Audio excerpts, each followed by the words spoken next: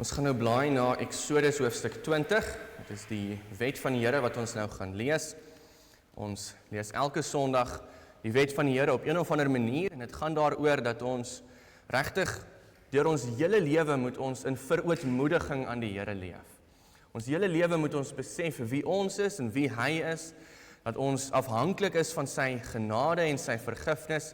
Dit is nie iets wat jy een keer in 'n kwartaal of een keer in 'n jaar moet doen nie, maar dit is iets wat ons hele lewe moet kenmerk. En dit moet eintlik nie net een keer 'n week eens gebeur nie, maar elke dag.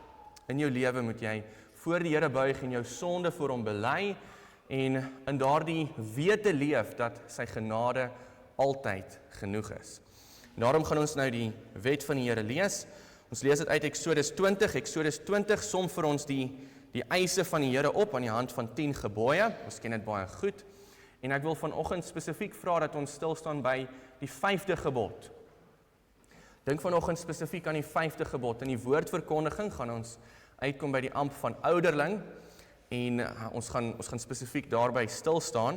Nou die 5de gebod gaan nie net oor die gesag van ouers nie, dit gaan oor enige menslike gesag wat God oor ons aangestel het. En in die kerk sluit dit in die gesag van die amptdraers, ook die gesag van die ouderlinge. En daar is 'n konfronterende vraag wat ek vanoggend vir u wil vra, hier waar ons die wet van die Here lees. En dit is, het jy genoeg waardering vir jou ouderling? Het jy genoeg waardering vir jou ouderling? En dit is waaroor die 5de gebod ook gaan.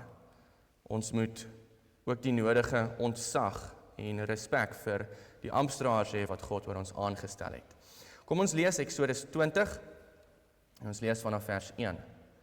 Toe het God al hierdie woorde gespreek en gesê, ek is die Here jou God wat jou uit Egipte land uit die slawehuis uitgelei het. Die eerste gebod. Jy mag geen ander gode voor my aangesig hê nie. Die tweede gebod. Jy mag vir jou geen gesneede beeld of enige gelykenis maak van wat bo in die hemel is, of van wat onder op die aarde is, of van wat in die waters onder die aarde is nie. Jy mag jou voor hulle nie neerbuig en hulle nie dien nie, want ek, die Here jou God, is 'n jaloerse God, wat die misdaad van die vaders besoek aan die kinders, aan die 3de en aan die 4de geslag van die wat my haat. En ek bewys barmhartigheid aan duisende van die wat my liefhet en my gebooie onderhou.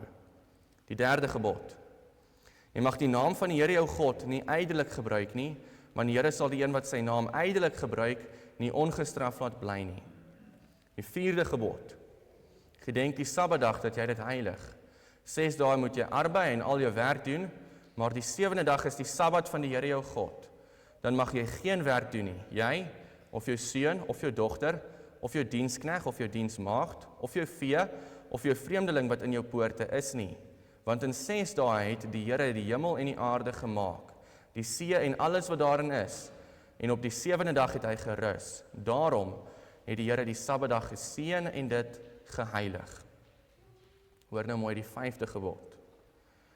Eer jou vader en jou moeder, dat jou dae verleng mag word in die land wat die Here jou God aan jou gee. Die 6de gebod, jy mag nie doodslaan nie. Die 7de gebod, jy mag nie egbreek nie. Die 8ste gebod, jy mag nie steel nie. Die 9de gebod, jy mag geen valse getuienis teen jou naaste spreek nie. Die 10de gebod, jy mag nie jou naaste se huis begeer nie. Jy mag nie jou naaste se vrou begeer nie, of sy dienskneg, of sy diensmaagd, of sy os, of sy esel, of iets wat van jou naaste is nie. Dit is die wet van die Here. Hy eis van ons, dat ons aan hom gehoorsaam moet wees, en elke dag skiet ons tekort. Elke week is daar 'n hele klomp dinge wat jy aan kan dink, wat jy in die week verkeerd gedoen het, ook wanneer dit by die 5de gebod kom. Wanneer dit kom by menslike gesag wat God oor ons aangestel het. En daarom, kom nou na die Here toe, en ons sing oor sy genade wat so oorvloedig is.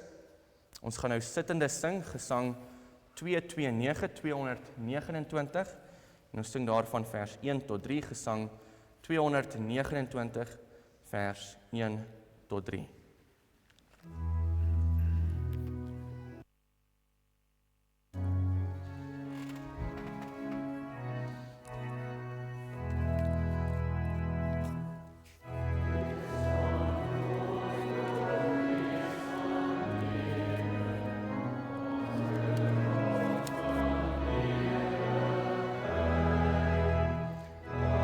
ons nooit U wil weerstrewe, lei ons tot gehoorsaamheid, stel ons in U diens al meer, wil U self U kerk regeer.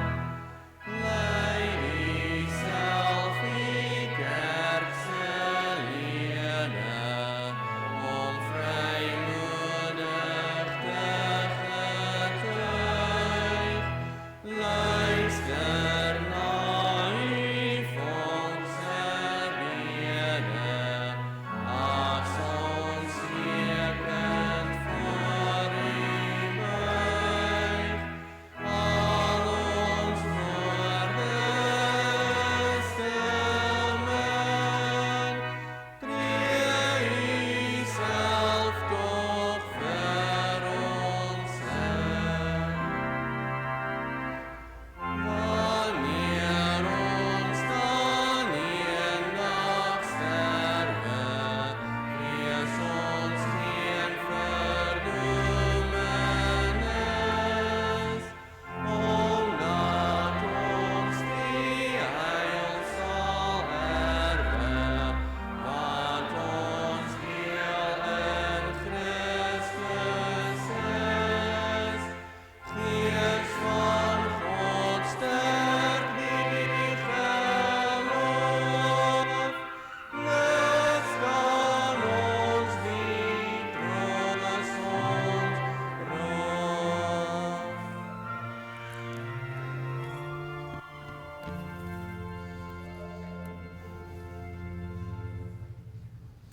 Ons sondes is baie. Ons sondig ook wanneer dit kom by gesag. Ons sondig ook wanneer dit kom by die onderdanigheid wat ons teenoor ander mense moet bewys. Maar die genade van die Here is groter as al ons sondes.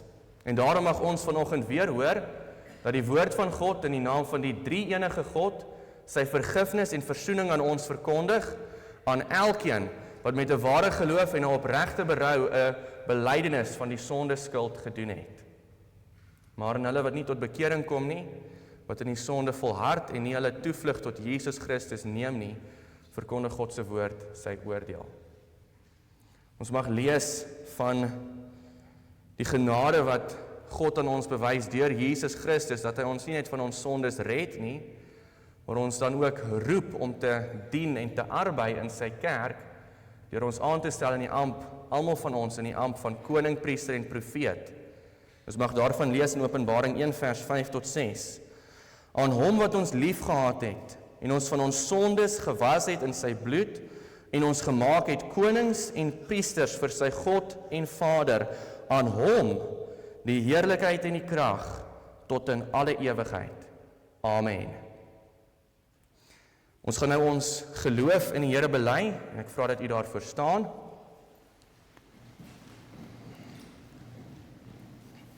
Dan bely ons geloof in die drie-enige God, Vader, Seun en Heilige Gees, en ons doen dit vanoggend met die woorde van die apostoliese geloofsbelijdenis. Ek sal daarin vir ons voorgaan. Die apostoliese geloofsbelijdenis. Ek glo in God die Vader, die Almagtige, die Skepper van hemel en aarde, en in Jesus Christus, sy eniggebore Seun, ons Here, wat ontvang is van die Heilige Gees, gebore uit die maagd Maria, wat gelei het onder Pontius Pilatus, gekruisig, gestorwe en begrawe is en ter helle neergedaal het, wat op die derde dag weer opgestaan het uit die dode, opgevaar het na die hemel en sit aan die regterhand van God, die Almagtige Vader, van waar hy sal kom om te oordeel die lewende en die dode. Ek glo in die Heilige Gees. Ek glo aan 'n heilige, algemene Christelike kerk, die gemeenskap van die heiliges, die vergewing van sondes, die wederopstanding van die vlees en 'n ewige lewe. Amen. Kom ons sit nou ons geloofsbelijdenis voort deur Psalm 107 te sing. Ons sing Psalm 107, dit is 'n lofpsalm, Psalm 107, en ons sing daarvan vers 1 en vers 3, en daarna kan u weer die plekke inneem.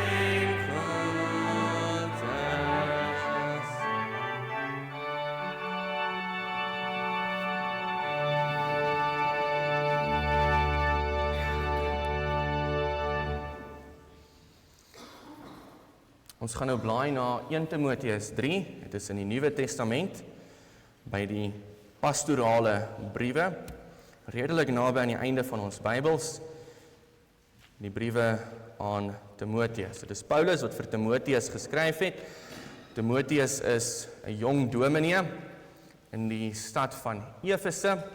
Daar bedien hy die gemeente van die Here en Paulus was 'n mentorsfiguur, kan 'n mens sê. Paulus was vir hom iemand by wie hy baie geleer het en wat hom gehelp het, vir hom raad gegee het oor hoe om sy bedieningswerk te doen. Hy skryf dan vir hom hierdie briewe ook met daardie doel, sodat hy vir hom kan bystaan en raad gee oor hoe om sy bedieningswerk te doen. En ons gaan spesifiek vanoggend stil staan by 1 Timoteus 3. Nou 1 Timoteus 3 gee vir ons die vereistes vir 'n ouderling. 1 Timoteus 2 verduidelik waarom 'n vrou nie 'n ouderling kan wees nie, waarom sy nie daardie amp kan beklee in die kerk nie. En dan 1 Timoteus 3 verduidelik vir ons dan die teenkant van dit, die vereistes waaraan 'n man moet voldoen. 'n Mens kan sê, Paulus sit dit uiteen dat ook nie elke man voldoen aan die vereistes vir die amp van ouderling nie. In ons gemeente is dit tans 'n groot behoefte. Jy weet dat ons alreeds gevra dat daar nou nominasies gegee word en die lyste is gestuur, so u is welkom om daar nominasies te gee vir ouderlinge en diakens, maar spesifiek ons het 'n groot behoefte aan ouderlinge. Daar is 6 ouderlinge wie se termyne nou verstryk het en daarom wil ons ook die erns van die saak onder u aandag bring om te vra, kyk na wat die woord vir ons sê oor die vereistes vir 'n ouderling en neem dit ernstig op, vat hierdie saak na die Here toe in gebed, hou dit voor aan hom en moenie net bid dat hy vir ons nou 6 ouderlinge sal gee nie, bid ook dat hy al die mans in ons gemeente sal toerus om aan hierdie eienskappe te voldoen, sodat ons ook vir die toekoms ander amptdraers mag hê. Kom ons lees 1 Timoteus 3 en ons lees vers 1 tot 7. Hoor die woord van die Here. Dit is 'n betroubare woord. As iemand na 'n opsienersamp verlang, begeer hy 'n voortreffelike werk. 'n Opsiener dan moet onberispelik wees, die man van een vrou, nugter, ingetoe, fatsoenlik, gasvry, bekwaam om te onderrig, geen drinker, geen vegter, geen vuil gewinsoeker nie, maar vriendelik, geen strydlustige, geen geldgierige nie, een wat sy eie huis goed regeer en sy kinders met alle waardigheid en onderdanigheid hou. Maar as iemand nie weet om sy eie huis te regeer nie, hoe sal hy vir die gemeente van God sorg dra? Hy moet nie 'n nuweling wees nie, sodat hy nie verwaand word en in dieselfde oordeel as die duiwel val nie. Maar hy moet ook goeie getuienis hê van die buitestanders, sodat hy nie in veragting en in die stryk van die duiwel val nie. Dit is die woord van die Here. Ek vra nou dat die broeders staan en dan bid ons saam.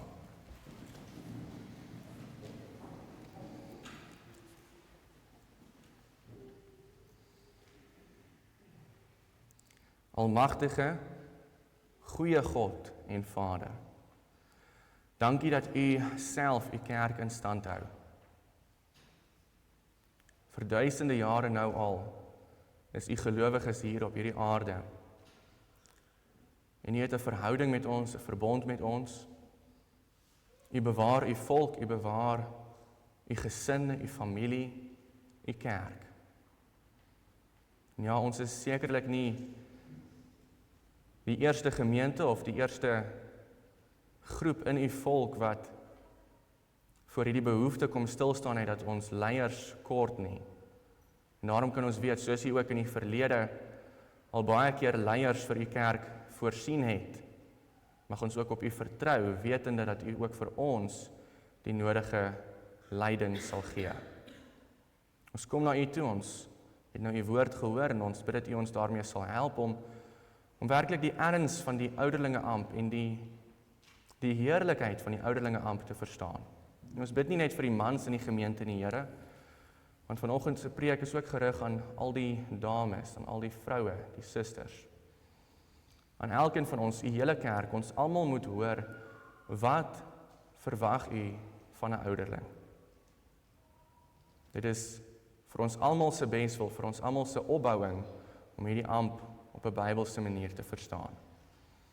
Ons bid ook spesifiek vir broeders wat dalk genomineer mag word, en ons bid ook vir die vergadering waar daar 'n verkiesing gaan wees, en ons vra dat u met al daardie manne sal wees, dat u hulle sal lei om eerlikwaar voor u woord en op hulle knieë voor u aangesig te ondersoek of dit die roeping is wat hulle moet opvolg.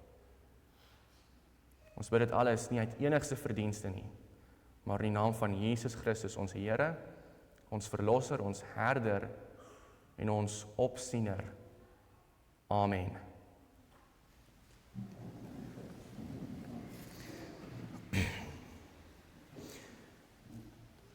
Geliefdes van ons Here Jesus Christus, ek wil vanoggend begin deur vir u 'n vraag te vra. As jy môreoggend sou wakker word met 'n boodskap op jou selfoon wat sê dat jy sopas gekeur is vir die Springbok rugby span, wat sou jou reaksie wees?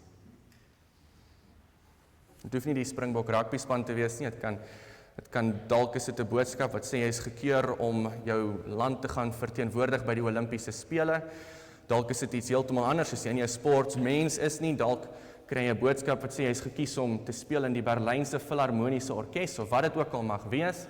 Maar dink daaraan, jy kry môreoggend 'n boodskap wat sê jy is gekies om deel te wees van hierdie baie belangrike, baie eervolle groep, wat op een of ander manier gaan jy belangrike werk daar doen. Wat sou jou reaksie gewees het? Wat sou jou reaksie gewees het? Dink net vir 'n oomblik daaraan, as jy môreoggend wakker geword het en 'n boodskap gekry het wat gesê het, jy is gekeur vir die Springbok rugby span. En nou, wat sou jou reaksie gewees het, as jy uitgevind het, jy is genomineer en verkies om 'n ouderling te wees? Ek vra dit spesifiek vir die mans. Hoe sou jy dan gereageer het? Nou, dit is nie heeltemal 'n goeie vergelyking om te tref nie, want ons almal weet die Springbok rugby span en die ouderlinge hier by ons kerk is glad nie dieselfde nie. Die ouderlinge hier by ons kerk is baie meer eerbaar. Dit is 'n baie groter voorreg om hier te dien. En dis waaroor u beslis baie meer opgewonde sal moet wees. Dink net vir 'n oomblik, dit is 'n ligte opmerking, maar dit is eintlik ernstig. Dink net vir 'n oomblik, wat is die groter voorreg om jou land te verteenwoordig op die wêreldtoneel as 'n rugbyspeler, of om die gemeente te verteenwoordig voor die aangesig van die lewende God? Watter een is 'n meer eervolle, eerbare, 'n meer belangrike taak en roeping? En ons staan vanoggend hier stil by die amp van ouderling, die amp van ouderling. Hier in later in 1 Timoteus 3 en 1 Timoteus 3 vers 14 en 15 skryf die apostel vir Timoteus dat hy die hele brief skryf. Hy skryf die hele brief met die doel sodat Timoteus kan weet hoe mense moet optree in die kerk.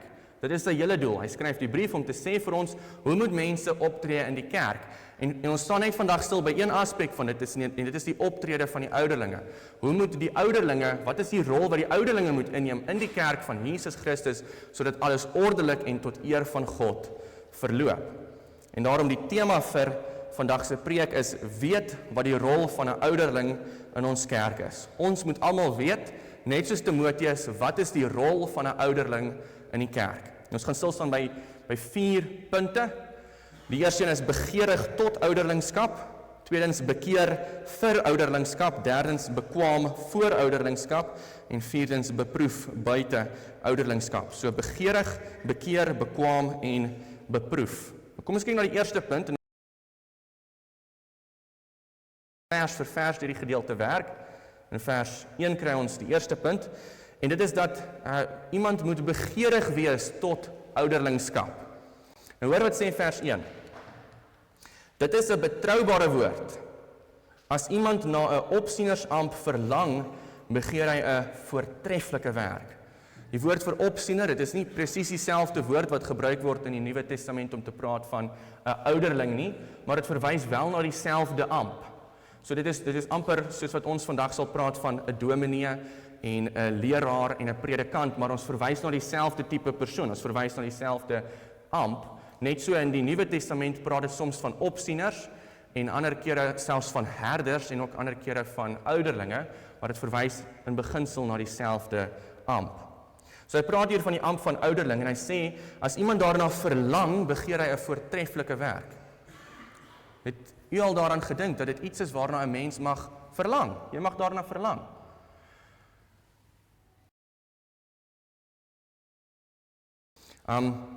Dit is iets waarna 'n mens mag verlang. 'n Mens mag daarna verlang om 'n opsiener te wees. Ons benader dit baie keer anderste, so amper asof jy verbaas moet wees die dag as jy hoor dat jy genomineer of gekies is om 'n ouderling te wees. So asof jy moet sê, wag, ek het dit nooit gedink nie.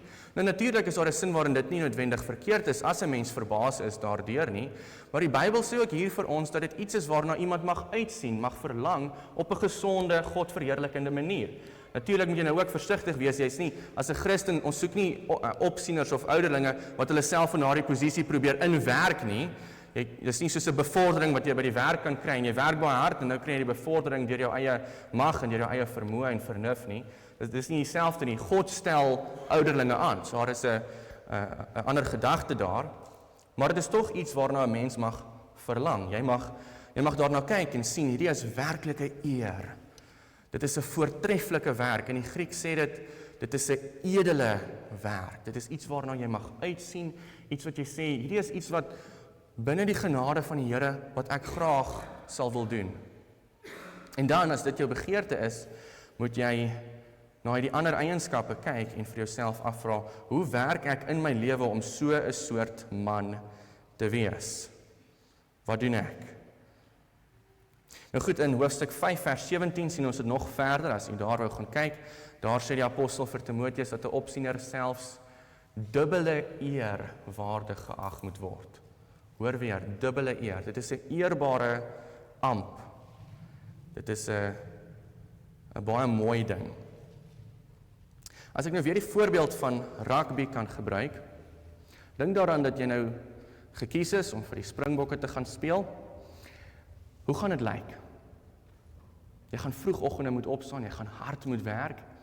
Jy gaan dalk 'n hele klomp blou kolle kry en dit is nog alles voordat die eintlike spele gaan begin. Net alles in afrigting gaan daar 'n klomp opofferings wees wat jy moet maak. Jy gaan nie soveel slaap inkry as wat jy eintlik wil hê nie. Jy gaan na lang praatjies van die afrigters moet luister oor strategie. Jy gaan 'n hele klomp moeite moet insit. Daar gaan werklike moeite en werk in dit moet ingaan. Maar gaan dit vir jou die moeite werd wees? Natuurlik. Gaan jy vervulling daarin vind? Natuurlik. Waarom? Want jy gaan van mening wees dat dit iets is wat werklik belangrik is. En op dieselfde manier, baie keer dan kyk mense na die ouderlinge amp en baie keer dan is dit dalk die man se vrou wat na die ouderlinge amp kyk en sy sal dink hierdie is nie 'n baie eerbare ding nie. Hy werk homself mors dood en niemand sê ooit vir hom dankie nie. En dit kan baie keer so lyk. Dit lyk net soos opoffering, uitdaging, moeite. Die ouderlinge sal nou weet, laataande vergaderings. En dit lyk soos onnodige opofferings. 'n Mens wil graag in die bed wees. 'n Mens wil graag by jou familie dalk kan wees, by jou gesin tyd spandeer. Jy wou 'n stokperdjie dalk eerder gehad het. Maar die vraag is, as jy besef hoe belangrik hierdie werk is, sal dit dan nie die moeite werd word nie. As jy dalk hier sit en jy sê, ek hoor jou nog nie heeltemal nie, ek stem nie saam nie, ek hoor wat jy sê, dat die Bybel hier sê, dit is 'n voortreffelike werk, maar dit lyk nie altyd vir my so nie, en in my ervaring is dit nie altyd so nie, dan nooi ek jy graag uit om net saam met my te kyk na die groter prentjie van wat die hele Bybel vir ons leer oor die ouderlinge amp. As jy teruggaan na die Ou Testament, dan is daar 'n ander amp in die Ou Testament wat baie ooreenstem met ons amp van ouderling hier in die Nuwe Testament. Weet jy watter amp dit is? Dit is die amp van koning. Die konings in die Ou Testament moes heers oor God se volk en sorg vir God se volk en hulle moes God se volk beskerm. En dit is wat die ouderlinge in die Nuwe Testamentiese kerk moet doen. Die ouderlinge moet heers en sorg en beskerm hier in die kerk. En daarom, 'n mens moet eintlik dink aan die amp van ouderling as 'n koninklike amp. Dit is, 'n mens moet heers binne die gemeente met dieselfde gees as Dawid en Salomo. En 'n mens moet eintlik op hulle skouers staan en dit nog beter doen as hulle. Maar dit is 'n amp wat met koninklike waardigheid beklee is. Dit is nie sommer soos om die hoofseun by die hoërskool te wees nie. Dit is nie soos om die partytjie koördineerder by die werk te wees nie. Dit is 'n edele, hoë roeping. En dit is wat die apostel hier vir ons sê.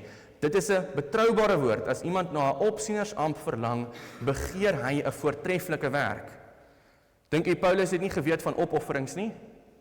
Dink jy hy het nie geweet wat dit is om met 40 houe geslaan te word nie? Dink jy hy het nie geweet van lidmate wat soms moeilik is nie? Dink jy hy het nie geweet van moeilike konfliksituasies wat hy met moeite moes navigeer om seker te maak hy kom op 'n goeie Bybelse uitloop uit nie? Dink jy hy het van niks van dit geweet nie? Hy het van alles van dit geweet, nog beter as ons. Hy het van al die opofferings geweet en nogtans sê hy, dit is 'n voortreffelike werk. Waarom? Want hy besef dat hierdie 'n belangrike taak is. En dan die hoogtepunt van dit alles, as u nog nie oortuig is nie, as u nog steeds sê, ek weet steeds nie of die pap die sous werd is nie, dink aan nog iets. Die Here Jesus is 'n ouderling. Hy is die ouderling. Inteendeel, die Bybel noem hom, die apostel Petrus noem hom in 1 Petrus 2 vers 25, die herder en 'n opsiener van ons siele. Dieselfde woord vir opsiener hier. Jesus is die ouderling, die een wat ook in hierdie kerk heers, die een wat elke Sondag ook hiernatoe kom om ons te kom ontmoet. As die ouderlinge hier instap, is hulle nie die enigste ouderlinge hier nie. Daar is een ander in ons midde en sy naam is Jesus Christus en hy stel vir ons die voorbeeld van die eerbaarheid wat aan hierdie amp gekoppel is. Hy is die koning, die heerser, die herder, die opsiener, die ouderling. En daarom kan ons dan werklik hoor wat die apostel Paulus hier vir ons sê. As iemand na 'n opsienersamp verlang, begeer hy 'n voortreffelike werk. Dit is werklik iets om na te verlang. Maar verlange is nie genoeg nie.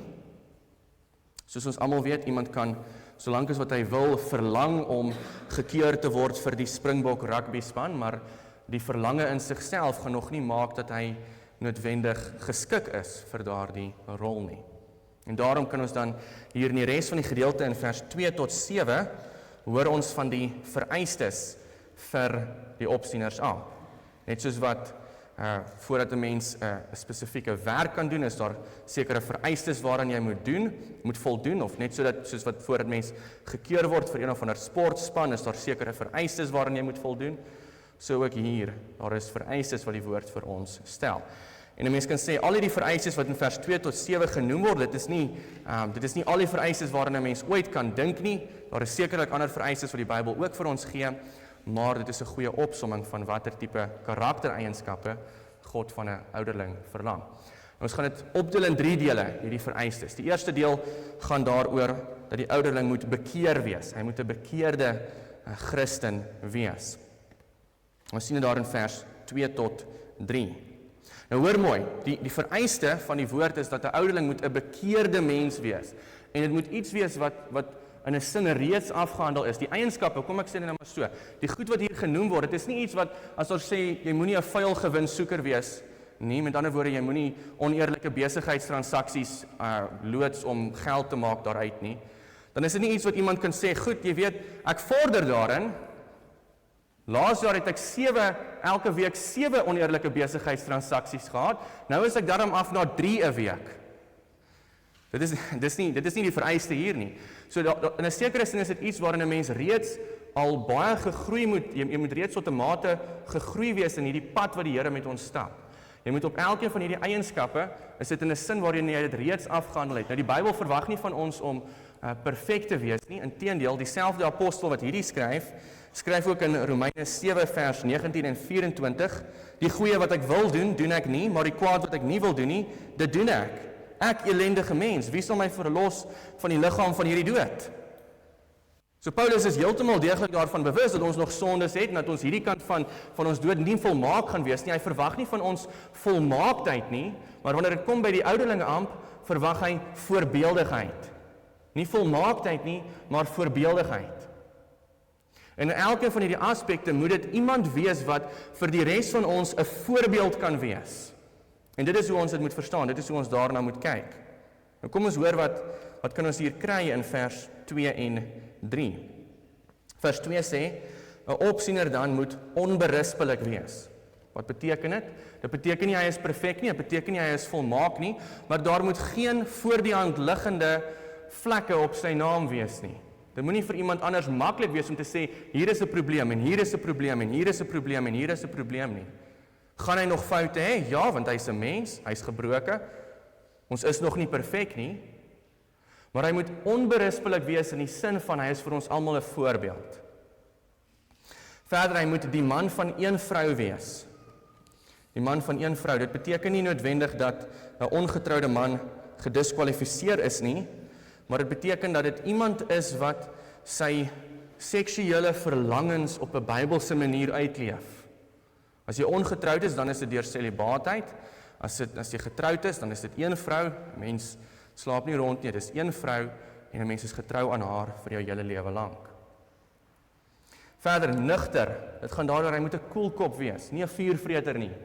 Hy moet kalm besluite kan neem selfs as dit in moeilike situasies is. Ingetoe. Ingetoe beteken 'n sinoniem sal wees selfbeheerst. Dit moet iemand wees wat sy fisiese drange in toom kan hou. Wat verder, fatsoenlik. En dit gaan daaroor, dit klink nou baie vlak, maar dit is waaroor die woord gaan. 'n Mens moet gemanierd wees. Jy moet die sosiale, kulturele verwagtinge wat daar gestel word in die kerk moet jy kan verstaan. En 'n mens moenie dit onnodig uitput nie. Dit kan sulke eenvoudige goed wees soos groet mense, wees vriendelik, maak die deur oop vir 'n dame, sulke tipe dinge. Gasvry. Dink daaraan as iemand jou nie laat welkom voel in sy eie huis nie, hoe gaan hy jou laat welkom voel in die kerk? Bekwaam om te onderrig. Die ouderling moet die gawes hê om as hy op huisbesoek uit is, moet hy die Bybel kan oopmaak en vir mense 'n boodskap daaruit bring. Vers 3 sê geen drinker. Dit sê nie hy mag nooit in sy hele lewe wyn drink nie, maar hy mag nie 'n dronkaard wees nie, hy mag nie verslaaf wees aan drank nie. Geen vegter. Hy moenie heeltyd rondloop en 'n rede soek om rusie te maak nie. Hy moenie bakleierig wees nie. Hy moenie 'n gees van bakleierigheid hê nie.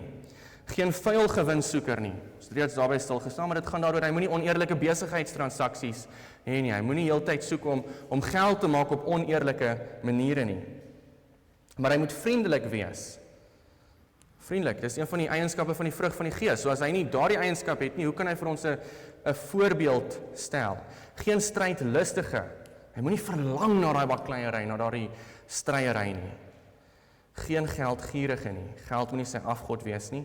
Hy moet sy knie buig voor die ware God. Dit is hier kortliks in vers 2 en 3 so 'n hele klomp aspekte van heiligmaking waarop 'n mens gevorderd moet wees om 'n ouderling te wees. Jare gelede, nog voordat ek in die bediening was ek in 'n gemeente waar ons verskeidenheid van amptdraers gekort het. En ons is toe op 'n vergadering waar dit bespreek word en ons gesels oor wie kan ons dalk nomineer. Ons kyk na die mans in die gemeente, wie is daar wat ons kan nomineer. En toe is daar een spesifieke man wat ons bespreek in daardie gemeente en ons bespreek dit toe en ons sê toe goed, ons kan hom nie eintlik nomineer nie want hy is glad nie baie in die kerk nie. Hy is baie selde in die kerk gewees. En iemand anders sê toe, maar wat as ons hom nomineer en verkies en dan word hy dan 'n amptdraer? Ek dink dan gaan sy erediensbywoning verbeter, as hy dan 'n amptdraer is. Nou dit is op vir debat of dit sou verbeter of nie, maar die punt van die saak is, ons kan nie dit so benader nie. Hierdie is vereistes wat gestel word waaraan iemand moet voldoen voordat hy verkies word. Dit is nie dat die Here vir ons sê, roep iemand en dan sê ons goed, nou moet jy jou lewe begin uitsorteer, nou moet dit in plek kom. Onthou, die Here kan steeds iemand red, iemand kan steeds vergewe wees, iemand kan steeds hemel toe gaan op die ou end, maar wanneer dit kom by amptdraers, moet hulle vir ons 'n voorbeeld kan stel. Ons soek nie volmaaktheid nie, ons soek voorbeeldigheid. En asseblief geliefdes, as u nou hierdie vereistes hoor en u kyk na jou eie lewe en onthou, hierdie is nie net vir die mans nie, vir vrouens ook. U moet ook na al die eienskappe luister en u self daarin meet, nie omdat u noodwendige amptdraer wil wees nie, asseblief nie, maar u moet self hierna kyk en dit is ook eienskappe wat u moet nastreef. En al die mans ook, en dalk lees jy nou hierdie en jy kyk na jouself en jy sien jy is nog nie so ver gevorderd hierin soos wat jy moet wees nie. Of jy sien dalk iemand anders en jy sê hy is nog nie so ver gevorderd nie. Onthou net, dit gaan nie oor volmaaktheid nie, dit gaan oor voorbeeldigheid. Nou goed, dit bring ons dan by die volgende punt, bekwaam. So die ouderling moet bekeerd wees, maar hy moet ook bekwaam wees. En dit sien ons in vers 4 en 5. Vers 4 en 5 gee vir ons hierdie beginsel dat iemand wat 'n opsiener, 'n ouderling wil wees, hy moet in sy eie huis goed regeer, voordat hy in die gemeente van God kan regeer. So die beginsel is, hy moet in sy eie huis goed regeer, voordat hy in die gemeente van God kan regeer. En vir ons, wat vandag in die 21ste eeu leef, is gesin nie altyd so belangrik nie. Dis die lug wat ons inasem is eintlik baie individualisties. Ons leef in 'n vreeslike individualistiese wêreld, veral die westerse wêreld is geweldig individualisties. Om u 'n idee te gee, die gemiddelde huishouding, die gemiddelde enkelpersoon huishouding persentasie in Europa is al 1/3. Nou laat ek dit gaan net verduidelik. 1/3 van die huishoudings in Europa is enkelpersoon huishoudings. Dis wat dit beteken. Die hoogste in die wêreld is in Swede, wat 'n westerse land is. Dit is 'n halfte. Helfte van al die huishoudings in Swede is net een persoon. Nou as jy 'n raai moet vat, hoeveel is dit in Suid-Afrika? Jy hoef nie te sê nie, maar dink 'n bietjie, wat sou u raaiskoot wees? Wat is die persentasie van enkelpersoon huishoudings in Suid-Afrika? 1/4. Meer as 1/4, is eintlik meer as 26%, 26.9 as ek nou reg onthou. Dit is, nou natuurlik, dit is nie sonde om op jou eie te bly, dit is nie sonde om in 'n enkel persoon huishouding te wees nie, en dit is ook nie in sigself eers iets wat jou moet diskwalifiseer van die ampt van ouderling nie. Maar ons moet besef, dit is die asem wat ons inasem en die water wat ons drink, is 'n individualistiese wêreld. Ek alleen op my muurshoop, op my koninkryk, en niemand anders moet in my persoonlike spasie kom inmeng nie.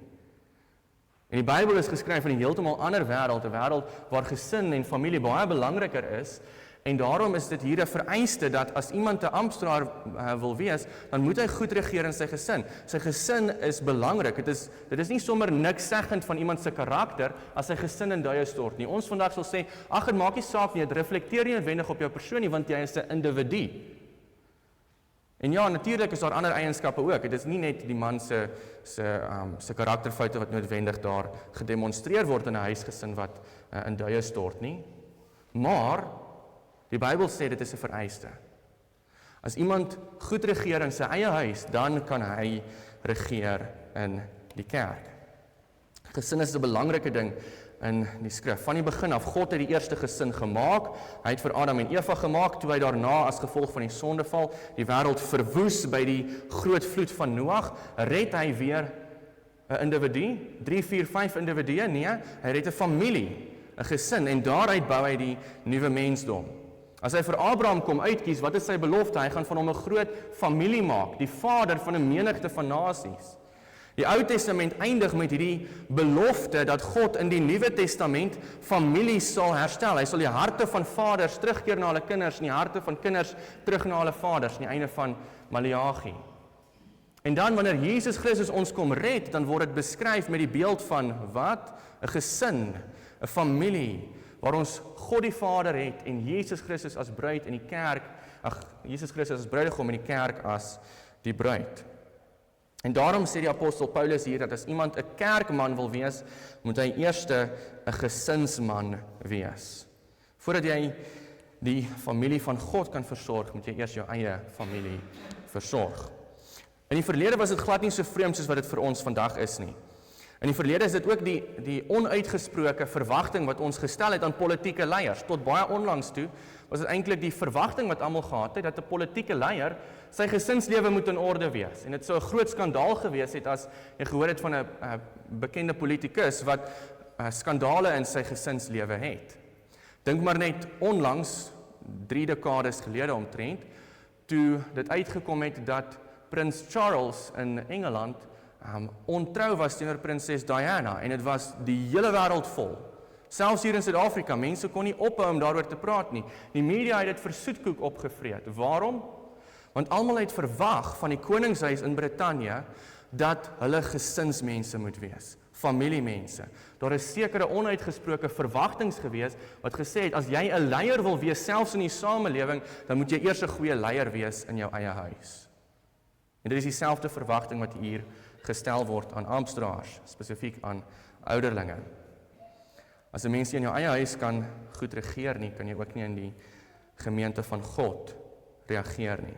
Weereens, onthou nou maar net mooi, die woord van God verwag nie volmaaktheid nie, die woord verwag voorbeeldigheid. Elke man wat hier sit, elke pa wat hier sit, sal sê, ek het foute. Ek is nie volmaak nie, maar die vraag is jy 'n voorbeeld? Dit is baie prakties. Dink daaraan dat die leraar hier preek, en hy preek daaroor dat jy lief moet wees vir jou vrou en jou kinders, maar jy weet, hy is nie lief vir sy vrou en sy kinders nie. Gaan dit maklik of moeilik wees om vir hom te luister? Of dink daaraan, die ouderling kom besoek by jou huis en hy vertel vir jou hoe belangrik dit is dat jy huisgodsdienst met jou kinders moet hê. Maar jy weet vir 'n feit, hy het nie huisgodsdienst met sy kinders nie. Gaan dit maklik of moeilik wees om na hom te luister? Dit is waarom hierdie verwagting hier gestel word, dat as iemand in die gemeente van God sorg wil dra, dan moet hy ook in sy eie huis eers goed regeer. Daar is nog 'n praktiese aspek aan dit. Dit keer dat daar, dit is 'n veilige grens wat 'n mens kan sê wat God daar stel, sodat daar nie maklik misbruike in die kerk kan inkom en vorms van mishandeling op die ou end nie. Want iemand wat op daardie manier in sy eie huis opgetree het, moet dan nie eintlik hier in die kerk toegelaat word om gesag te kry nie. En so dit is die veilige ruimte wat God in sy gemeente ook so skep. En dan die 4de eienskap wat ons hier kry, hy moet beproef wees buite ouderlingskap. Beproef buite ouderlingskap. In vers 6 en 7 gee dit vir ons. Vers 6 en 7 stel nog vereistes, maar hierdie keer gaan dit dan oor die persoon se verhoudings buite die kerk. So vers 6 sê, maar hy moet ook goeie getuienis hê van die buitestanders, sodat hy nie in veragting en in die struik van die duiwel val nie. Hoor waaroor gaan dit? Ekskuus tog vers 6, daar was vers 7, ek wil vers 6 net vir ons lees. Hy moet nie 'n nuweling wees nie, sodat hy nie verwaand word en in dieselfde oordeel as die duiwel val nie. Hy moet nie 'n nuweling wees nie. Nou dit gaan daaroor dat iemand nie 'n nuwe bekeerling moet wees nie. Dit is nie, die apostel skryf nie daar dat iemand moet eers 'n sekere tydperk in die kerk 'n lidmaat wees voordat hy 'n ouderling mag word nie, maar wat hy wel sê is hy mag nie 'n nuwe bekeerling wees nie, en dit is 'n baie praktiese ding weer eens. As ons vir iemand soek wat 'n voorbeeld moet stel, dan moet hy al 'n sekere afstand gevorder het op die pad van heiligmaking, op die avontuur van wat dit is om 'n Christen te wees. Hy moet ervaring hê van stryd teen sonde, hy moet ervaring hê van Christelike beginsels. Ons soek nie iemand wat nog, om dit nou maar so te sê, nat agter die ore is in die Christelike lewe nie. 'n Nuwe bekeerling kan baie keer baie ywer hê vir die Here, en dit is 'n goeie ding en ons wil dit ook gebruik, maar die Bybel stel hierdie vereiste om te sê, as ons 'n ouderling soek, moet hy nie net ywer hê nie, hy moet ook ervaring hê. Ervaring is 'n belangrike vereiste van ouderlingskap. Nou dit is ook nie so vreemd nie. Meeste kere as 'n besigheid 'n posisie by die werk gaan adverteer, dan sal hulle ook 'n sekere aantal jare van ervaring as voorwaarde stel. Ervaring is 'n baie goeie ding om amptswerk te kan doen. En dit is dieselfde beginsel wat ons dan hier kry. Vers 7 stel nog 'n vereiste, maar hy moet ook goeie getuienis hê van die buitestanders, sodat hy nie in veragting en in die struik van die duiwel val nie. Hoor mooi, goeie getuienis van wie? Van sy buurman? Ja. Van die vrou by wie hy melk koop? Ja. Van die mense in die kerk? Ja, maar dit is nie wat hier genoem word nie. Hy moet goeie getuienis hê van wie? Van die buitestanders. Van die mense in die gemeenskap, die mense in die samelewing, die mense met wie hy besigheid doen, die mense by sy werk, die mense saam met wie hy golf speel, die mense met wie hy gesels by die fundisie. Hy moet goeie getuienis van hulle hê. Waarom is dit belangrik? Want hulle kan baie keer 'n vrot appel raak sien beter as ons dalk.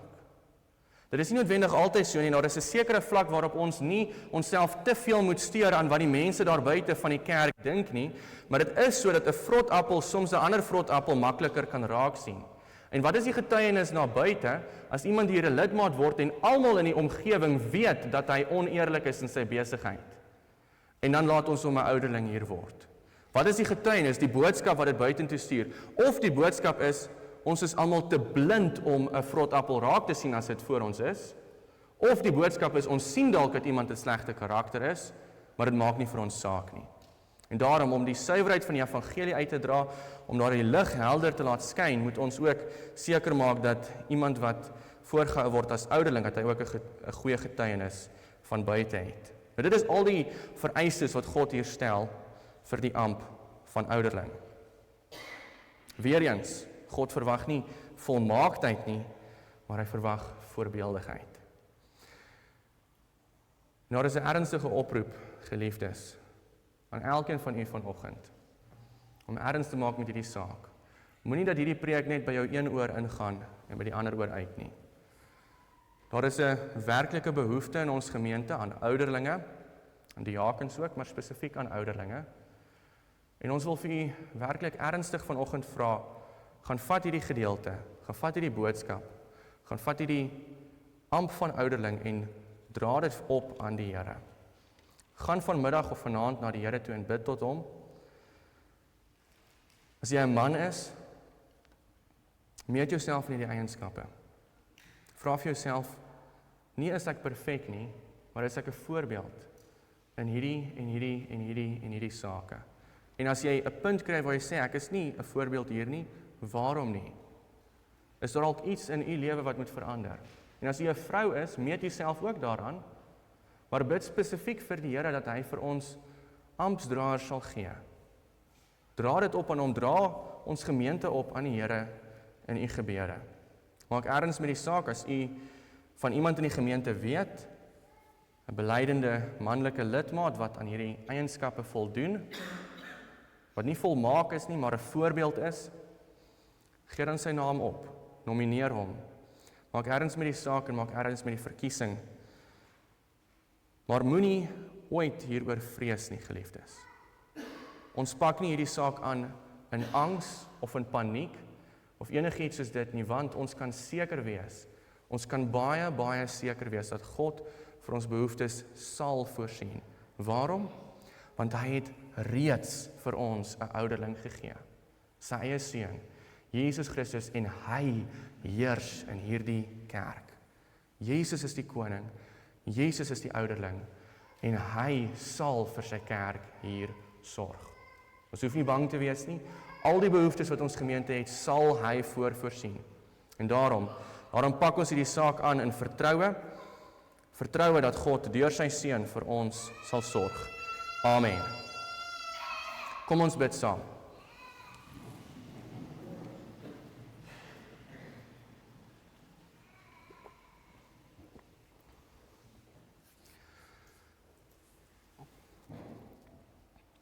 Drie enige God, Vader van alle eeue,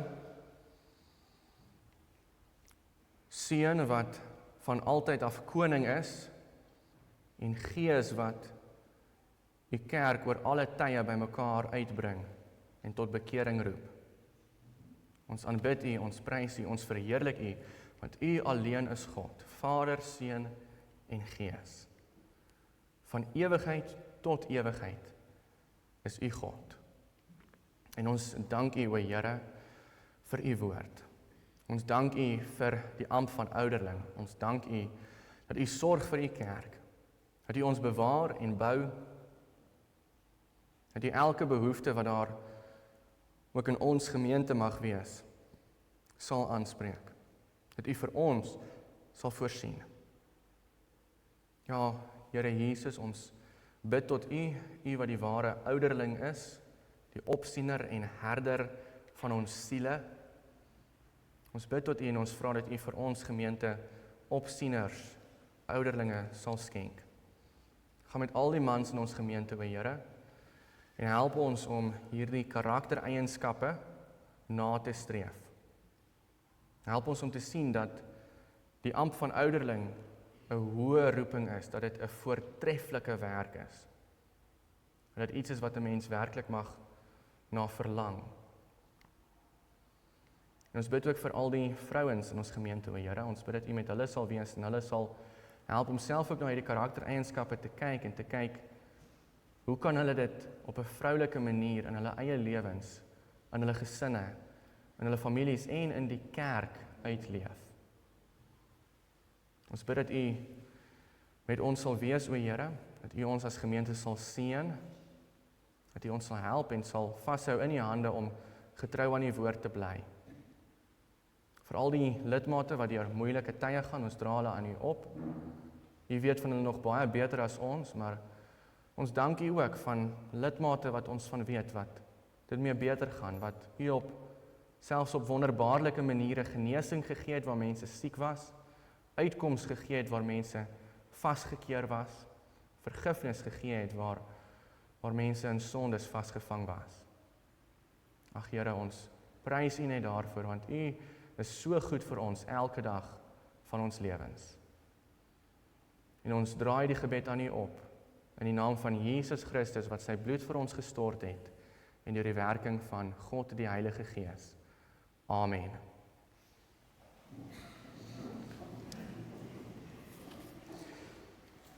Ons gaan nou Psalm 23 sing, want ek verduidelik waarom ek hom opgee. Psalm 23 sê, die Here is my herder.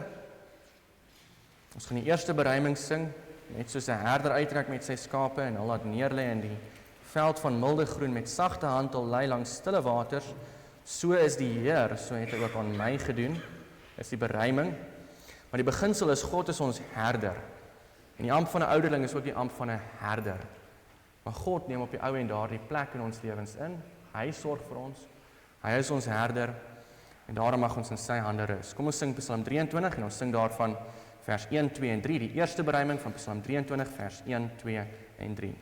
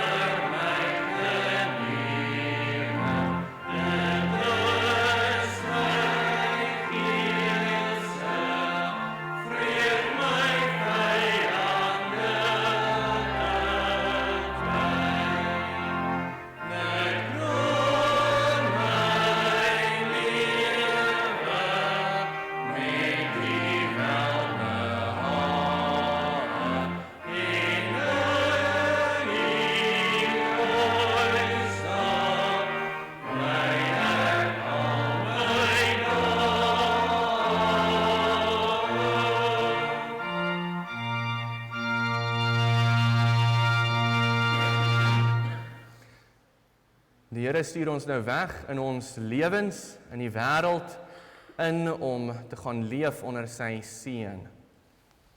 Die Here sal jou seën en jou behoed. Die Here sal sy aangesig oor jou laat skyn en jou genadig wees. Die Here sal sy aangesig oor jou verhef en aan jou sy vrede gee. Amen.